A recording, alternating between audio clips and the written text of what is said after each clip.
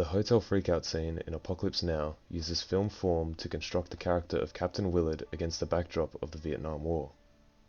The formal element of editing is used to explore Willard's dehumanization, trauma, destiny, and disconnect with the real world. Walter Murch's Rule of Six editing theory is applied here to prioritize emotion, story, and rhythm through his fractured approach to the scene's editing. Editor Walter Murch opens the scene with meditative shots of Willard peering through the curtains. We only get one shot of what is outside the window, even though there was reels of footage for him to use. Murch withholds that information from the audience to create a division between the scarce hotel room and the vibrancy outside. This division conveys that Willard does not belong in civilization, and he can no longer cope with the real world. He stays in a box, devoid of personal possessions, living like a ghost. Murch uses straightforward, slow-paced cuts between shots until there is a dissolve which merges a close-up of Willard with a shot of the ceiling fan. The ceiling fan is a continuous motif throughout the scene, which relates to Willard's trauma. The helicopter-like blades of the fan dissolve between shots of the jungle, which convey war trauma to the audience. This of course relates to the composition and framing of the scene, but I think that it's really the editing that sells the idea to the audience. The dissolves here are key, and without them, the audience might not grasp the ideas of trauma and dehumanization throughout the scene. The dissolves are what drive the fact that Willard is spiraling and disconnecting from the world. The fan is mostly cut to look big and takes up most of the frame, until Murch reveals to us later that the fan is relatively small and in the corner of the room. This is Murch withholding information from the audience to evoke an emotional response while driving character forward and really breaking a psychological and metaphysical barrier between the audience and Willard. Murch's Rule of Six can be applied to this part of the scene, where emotion and story are prioritized over anything else.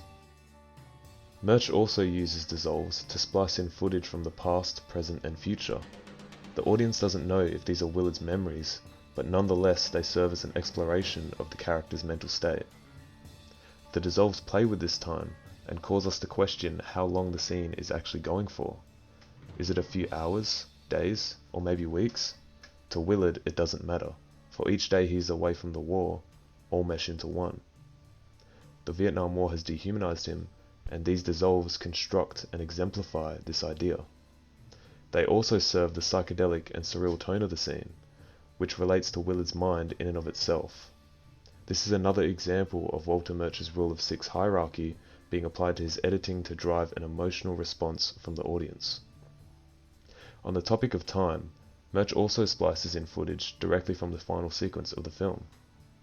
Of course, the audience doesn't know this at the time, but this could suggest that perhaps Willard's destiny is definite and set in stone. He has to kill Kurtz. There is no question. He needs to do it for himself. This would also explain the irony of playing a song titled The End at the beginning of the film.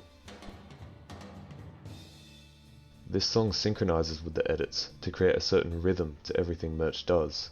This relates back to his Rule of Six, where rhythm is placed third on the hierarchy. Rhythm in editing relates to how cuts are used to affect the scene's pace. As the song builds in intensity, so do Murch's edits. Dissolves are used harshly, and French New Wave inspired jump cuts are implemented to further convey Willard's broken nature and disconnect to the audience. These jump cuts also contribute to Murch playing with time to explore the character's mind. The surreal and psychedelic tone to the scene's editing is a great way to construct the character of Willard, who is deconstructing and breaking down before our eyes. Murch's fractured style of editing is what drives the exploration of Willard throughout the scene, and by the end, the audience has a tight grasp on who our protagonist is and how the war has changed him. As the soundtrack climaxes, so does the editing. After Willard shatters a mirror, the only object in the room where he can look and reflect on himself, Murch slows everything down. The hypnotic dissolves are a distant memory, as Murch chooses to rest on a shot of Willard, a broken and bloody mess. But this time, he is not on the front lines of war. He is simply beside his bed, still only in Saigon.